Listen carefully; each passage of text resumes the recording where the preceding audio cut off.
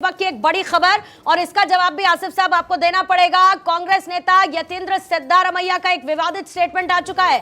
कह रहे हैं कि हमें बीजेपी को आने नहीं देना है, बीजेपी आई तो हमारी हालत पाक जैसी होगी। ये इस वक्त उनकी तरफ से कहा गया है। कर्नाटक के सीएम के सुपुत्र हैं और उनका ये स्टेटमेंट यतींद्र सिद्धारमैया का, कह रहे हैं बीजेपी को हमको आने नहीं देना है और हमारी हालत पाक जैसी होगी। शिवम, इस पर आपकी प्रतिक्रिया चाहूंगी, लेकिन उससे पहले आसिफ साहब आपसे किस तरीके का स्टेटमेंट्स, क्या ये मैं ये कह सकती हूं कि कांग्रेस रुकना ही नहीं चाहती? विवादित स्टेटमेंट्स, बयान लगातार कांग्रेस की तरफ से। अब आप ये कह देंगे कि अगर बीजेपी आ गई तो हमारी हालत पाक जैसी हो जाएगी, मतलब कंपैरिजन क्या है सर? सेंट्रल मिनिस्टर कह रहे थे पाकिस्तान में पटाखे छूटेंगे। क्या पाकिस्तान में पटाखे छूटे हिंदुस्तान के अंदर पटाखे? पाकिस्तान राष्ट्र आता है भारतीय जनता पार्टी को और भारतीय जनता प्रवक्ताओं को और सपोर्टरों को। किस तरीके से आप बात करते? आपने कहा राम राज्य की बात, राम राज्य का किसने विरोध किया? कोई नहीं करता। राम राज्य ये कहता है कि बनारस के अंदर लड़कियों के साथ बलात्कार हो। अच्छा, मनुवाद की वापसी कहाँ हो रही है सर, जरा बताइएगा। मनुवाद की वापसी 500 साल बाद कहाँ हो रही है? गुलामी का मार्ग मंदिर से खुलता है, ये कौन कह रहा है सर? ये कौन कह रहा है? आसिफ भारतीय जनता पार्टी के आसिफ साहब, ये सब कौन कह रहा? बीजेपी कह रही है क्या? सुनिए ना, बीजेपी कह रही है क्या? आपसे सुना नहीं जा रहा, आप सुनने का वादा रखिए। अरे सर, आप भी तो सुनिए ना, आपने भी तो कान बंद कर लिया इन बयानों पर। यही राम राज्य है। असदुद्दीन ओवैसी को आप सुन नहीं पा रहे, आप उदित राज को सुन नहीं पा रहे, आप फतेह जी को सुन नहीं पा रहे। सोशल मीडिया के कन्वीनर थोड़ा आप भी तो सुनिए। मध्य प्रदेश में जाके वोट मांगते हैं और चुनाव प्रचार में लगे रहे 2 महीने, और आप हार जाते हैं, वोट मांगते हैं, उसके बाद भी हार जाते हैं सर। ऐसे आप वोट मांगते हैं फिर भी हार जाते हैं, ये भी अलग विडंबना है। नहीं, अलग क्या है? आप बात करते रहे, आपने राम राज्य को सिर्फ राम को सिर्फ चुनावी स्टैंड बना दिया। आसिफ साहब एकदम गुस्से में क्यों आए हैं अभी तो आपने शुरू किया है, इतना गुस्से में क्यों हैं सर? बात नहीं करनी आपने सिर्फ बात करनी वोट कैसे मिले। आप भूल गए किस तरीके से बनारस के अंदर वो एक किसी मीडिया की हिम्मत नहीं हुई कि दिखा दे क्या हो रहा है। 2 महीने के अंदर सर, 2 महीने जिसका फोटो 2 महीने पहले आ गया, एफआईआर 2 महीने पहले हो गई। आपने क्या किया बताइए? कौन से चैनल की हिम्मत थी? कौन से पत्रकार की हिम्मत थी? बात समझ आई है तो आप इसका जवाब दीजिए जरा। मुझे थोड़ा कम समझ में आया है, पता नहीं मैं समझ नहीं पाई की बात कि क्या नहीं दिखाया आसिफ जी, क्या नहीं दिखा? अरे सर थोड़ा सा ब्रेक, अरे सर पॉज ले लीजिए, ब्रेक ले लीजिए थोड़ा सा सर, समझ जाएंगे आपकी बात को अच्छे से। जनता क्या जवाब नहीं कर सकते आप? नहीं, देखिए मैं तो सिंपैथी रख सकता हूँ, इनसे नाराज हैं बेचारे, इनकी बात कोर्ट को ही समझ में नहीं आई तो मुझे कैसे आ जाएगी? देखिए मैं तो उतना लर्नेड भी नहीं हूँ, तो बेहतर है अगर वो समझ पाते तो शायद मैं भी समझ पाता, लेकिन कोई बात नहीं, नाराजगी जायज है। अरे दोनों को थोड़ी ना बोला था मैंने, तो आसिफ को बोला था। सही है, तुम जो साथ साथ में शुरू हो गए, रुको भाई जरा बोलने दीजिए, प्लीज बोलने दीजिए ना। दूसरी बात ये भी है, ये कहा गया जिस तरीके से सिद्धारमैया के सुपुत्र ने, मैं भी बस उसी को पढ़ रहा था ट्विटर पे कि हिंदुस्तान पाकिस्तान जैसा हो जाएगा। मुझे लगता है कि ये एक स्टेटमेंट एक बहुत ही निचले स्तर की और एक अनपढ़ जैसी है। हिंदुस्तान वो देश है जहां पर दुनिया के सभी तो धर्म पाए जाते हैं, और अगर खास तौर पर अगर किसी और रेफरेंस से जाना चाहता हूं तो इस्लाम के तो सारे फिरके हिंदुस्तान में पाए जाते हैं। सो कृपया करके इस तरह की बातें ना करें। हमारे यहां पर कोई भी धर्म हो फलता फूलता ही है, अगर कोई भी माइनॉरिटी है वो फलता फूलता ही है। परस्पर अगर पाकिस्तान में देखेंगे तो क्या हाल है उनका ये जानते हैं।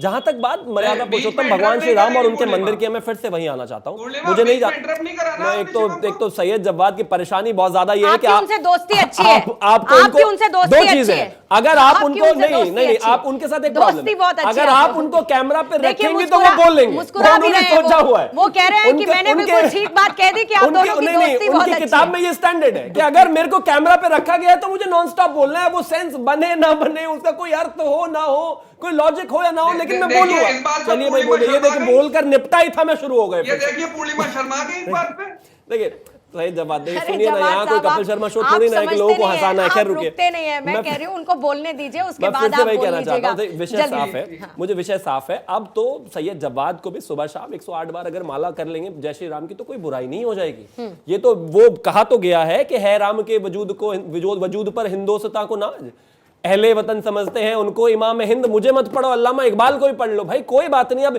इतनी नफरत कहां लेकर जाओगे? हमें तो कभी नहीं हुई। मैं मानता हूं कि हिंदू समाज ने भी 500 साल तक इसका इंतजार किया, 150 साल कानूनी लड़ाई हुई, और उसके बाद अगर कोई वर्डिक्ट आता है तो मैं मानता हूं सामाजिक सौहार्द को रखते हुए उसको मान लेना चाहिए। लेकिन कांग्रेस जो है, कांग्रेस हो चाहे असदुद्दीन ओवैसी हो, ये मजबूर तो है, लेकिन अगर कोई ये सोचे कि इनको दर्द नहीं है या फिर ये इसको बर्दाश्त कर पा रहे हैं, मुझे समझ में नहीं आता कमरे में जाके कितने आंसू रोते रोते होंगे एक रोजाना। बात और इसमें बहुत बहुत अच्छा उदाहरण ये है, ये भी समझना होगा। जवाद साहब आ रही हूँ, जरा रुक जाइए सर। एक बहुत अच्छा उदाहरण इसमें यह भी है कि अब जब रामलला का मंदिर बन रहा है तो वो सुप्रीम कोर्ट के आदेश के बाद बन रहा है। जब आप न्याय व्यवस्था की बात आप राम राज्य के दौरान करते थे, जिस तरीके की दिखती थी, आप ये देखिए अयोध्या का आप एग्जाम्पल ले लीजिए। जगह जगह क्या दंगे की खबरें पहले भी आती रही हैं, अब भी आती रही, लेकिन आप अयोध्या का उदाहरण ले लीजिए जहां पर ये घटना घटी, जिसको लेकर कह रहे हैं ओवैसी साहब कि हम भूल नहीं सकते। आप वहां पर देखिए किस तरीके से सामाजिक समरसता बनी रही, उस घटना के बाद भी बनी रही। तो ये भी तो राम राज्य का एक हिस्सा है। महान शुभम गिरी साहब, माफी चाहूंगी कि मैं आपके पास देर से आ रही हूं, लेकिन मैं राम के चौथे संदेश का जिक्र आपके साथ करना चाहूंगी, जिसमें वो कहते हैं कि सबको जोड़कर चलना। आज के परिप्रेक्ष्य में क्या सबको साथ लेकर चलने की व्यवस्था आपको नजर आती है या फिर मुमकिन दिखती है होती हुई? देखिए पूर्णिमा जी, सर्वप्रथम जितने भी गलत बयानबाजी कर रहे हैं, भगवान श्री राम उनको सद्बुद्धि प्रदान करें। मैं भगवान श्री राम से ही प्रार्थना करता हूँ। दूसरी बात है कि राम जी कहते थे कि सबको साथ लेकर चले और राम राज्य होना चाहिए, क्योंकि राम जी की जो लड़ाई है 500 साल पुरानी लड़ाई है, और जिन्होंने भी इस लड़ाई को लड़ा है और सबसे पहले तो सुप्रीम कोर्ट का सम्मान करना चाहिए। असरुद्दीन ओवैसी जी जो बयान दे रहे हैं, मैं उनके बयान की आलोचना करते हुए कहता हूं कि मस्जिद को जगह नहीं दी है क्या? मस्जिद को भी तो जगह दी है। अयोध्या में आपने सही कहा कि अयोध्या में भी एकता का सूत्र कायम हुआ, वसुधैव कुटुंबकम की भावना अयोध्या में बनी, और अयोध्या के साथ साथ पूरे विश्व में वसुधैव कुटुंबकम की भावना बनी। जब सुप्रीम कोर्ट का फैसला आया तब हरिद्वार में भी सभी धर्मों ने इसका सम्मान किया, बनारस में किया। आप क्यों लड़ाई कराना चाहते हो? रघुपति राघव राजा राम पतित पावन सीताराम, क्योंकि स्वामी वामदेव जी ने अगर अडवाणी जी को प्रेरणा नहीं दी होती तो अडवाणी जी रथ यात्रा कहां से निकालते? 2 सीट से 85 सीट हुई, फिर अब 70 तक भारतीय जनता पार्टी आई है। राम मंदिर कोर्ट के फैसले से आया है, इसको सबको सम्मान करना चाहिए। लेकिन हर दिन विवादित बयान हो रहे, कभी समाजवादी पार्टी के जो संबल से सांसद है वो बयान दे रहे हैं, कभी असरुद्दीन ओवैसी जी बयान दे रहे हैं, उदित राज जी को मैं सुन रहा था वो बयान दे रहे हैं, अनेक बयान दे रहे। क्या चल रहा है देश में? राम जी तो कहते थे किसी सबको एकता का सूत्र बांध के लेना चाहिए। राजीव गांधी जी ने राम राज्य की उल्लेखना की थी, उसमें कोई मैं आलोचना किसी भी पार्टी की नहीं करता, लेकिन कांग्रेस के भी साथी बैठे, बीजेपी के भी साथी बैठे। 91 में बाबरी विध्वंस हुई थी, क्या उस समय उत्तर प्रदेश में कल्याण सिंह जी की सरकार थी और पीवी नरसिम्हा राव जी की सरकार केंद्र में थी? लेकिन राम के नाम पर किसी भी पार्टी को ध्रुवीकरण नहीं करना चाहिए। मेरे को लगता है कि विपक्ष ऐसा हो गया है कि अब लग गया है कि विपक्ष को मोदी जी को गाली देने के साथ साथ भारत की मां को भी गाली दो और देश को भी गाली दो। अरे आप मोदी जी की आलोचना कीजिए, कोई बुराई नहीं है। हम भी हरिद्वार में चामुंडा मंदिर का केस लड़ रहे हैं, पुष्कर सिंह धामी जी की सरकार है, वहां पर उत्तराखंड सरकार त्रिवेंद्र सिंह जी की सरकार थी, त्रिवेंद्र रावत जी की, तब हमने वहां पर देवस्थानम बोर्ड भंग कराया, जो 4 धामों के तीर्थ पुरोहितों के ऊपर एक्ट थोपा गया था। लेकिन आप मोदी जी की आलोचना मत कीजिए, आप एक राम के प्रति एक आस्था बना के रखिए, क्योंकि हर जगह निमंत्रण आ रहे हैं। मैं सभी विपक्षी दल से प्रार्थना करता हूँ, हाथ जोड़ के निवेदन करता हूँ, चाहे कोई सी भी राजनीतिक दल। नहीं बात पूरी करें शुभम जी। हाँ, नहीं शुभम जी बात पूरी कीजिए।